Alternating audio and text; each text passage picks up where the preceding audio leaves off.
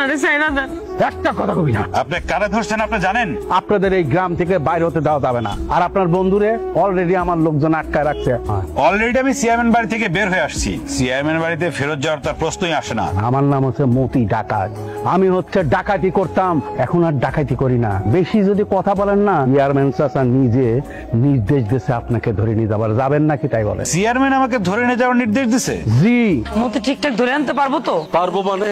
ওই পোলার বাপের ক্ষমতা হলো ওইখানে, আর আমার ক্ষমতা হলো এইখানে। এই যে ধরেন।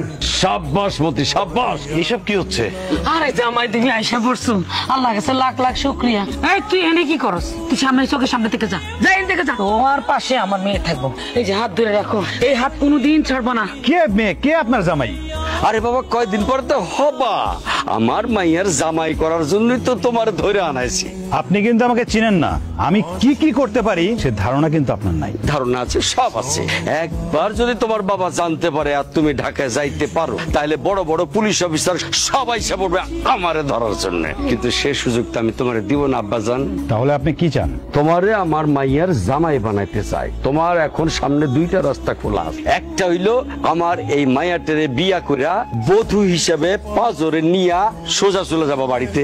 আর দ্বিতীয়টা হইলো বিয়া যদি না করো তাহলে আমার এই অট্টালিকা থেকে বাইরে যেতে পারবা না। কোনটা করতে চাও? হারাই কি দিস? মোবাইলটা লো। মোবাইল কই? কাকা শোনো বাবা, তুমি একটা শিক্ষিত পোলা, তোমার মাথায় আছে বুদ্ধি, পেটে আছে বিদ্যা। তোমার আটকায় রাখা আমার কোনো দরকার নাই। খালি আমার মায়াটারে বিয়া করো, তোমারে মুক্তি দিয়ে দেয়।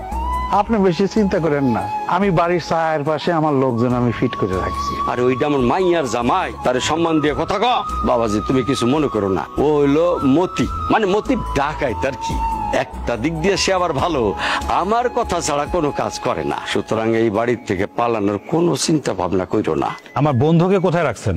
ওর যেন কোনো ক্ষতি না হয়। তোমার বন্ধু বলে কথা, তার কোনো ক্ষতি হবে না। তার তো আপ্যায়ন চলছে, ওই জামাই সাজানোর ওরে আপ্যায়ন চলতেছে। বন্ধুরে বাঁচাইবা, নিজে বাঁচবা। আপনি শুধু শুধু কাজের মেয়ে বিয়ে করতে চান কি? চেয়ারম্যানের মেয়ে বিয়ে করেন, সুখে শান্তি থাকতে পারবেন। তুই কাজটা করলে কি? দেখেন, আমার ধন সম্পত্তি বাড়ি গাড়ি কোনো কিছুর উপরে কোনো লোভ নাই। আমি কাজের মাইয়া ছিলাম, আমি এরকমই থাকুম। আমি তার বিয়েও করবো না। তারপরও লোকটার আপনি সাইরা দেন, তার তো কোনো দোষ নাই। পীড়িত উঠলে উঠছে না? এই এত পীড়িত কোত্থেকে আসে? আমার মেয়ের পাত্রপক্ষ দেখতে আসছে, পছন্দও করছে। মাঝখানে তুই কি করলি? প্রেমের জালে ফাঁসাইয়া আমার মেয়ের সংসারটা না হইতে ভেঙে দিলি, আবার অনেক ছাড়া দিতে। আমার তার সাথে কোনো সম্পর্ক নাই, সে নিজে থেকেই আমার কইছে বিয়ার কথা। তুই কি আমাকে বাচ্চা পাইছিস? হ্যাঁ, বোকা গো বুঝাইতেছস? ওই বেটার লগে যোগ সাজুস কইরা আমাকে বাড়ি থেকে বাইর করার চিন্তা করছিস না? সে গুড়ে তোর বালি। না না কাকা, আপনি এগুলা কি কইতাছেন? এটা যে আমার বাপের বাড়ি, আমি তো সেটাই জানতাম না। আমি সব সময় নিজেরে আপনাদের একজন মনে করছি। আপনারা আমারে কত নিয়ন্ত্রণ করছেন, আমি কখনো প্রতিবাদ করি নাই, আর সামনেও করুম না। আমি যেমন ছিলাম তেমনই থাকুন। তারপরও আপনারা লোকটারে ছাইরা দেন। লোকটারে শুধু শুধু কেন শাস্তি দিতেছেন আপনারা? কিসের শাস্তি? আমার মায়ের সাথে ওর বিয়া হইলেও শান্তি পাবো, শান্তি। আবিরের আর আমার মায়ের বিয়াতে তুই যদি বাধা হয়ে দাঁড়াস, তাহলে তোর আমি ওর স্বপ্ন দেখে আমি দেখে যাচ্ছি।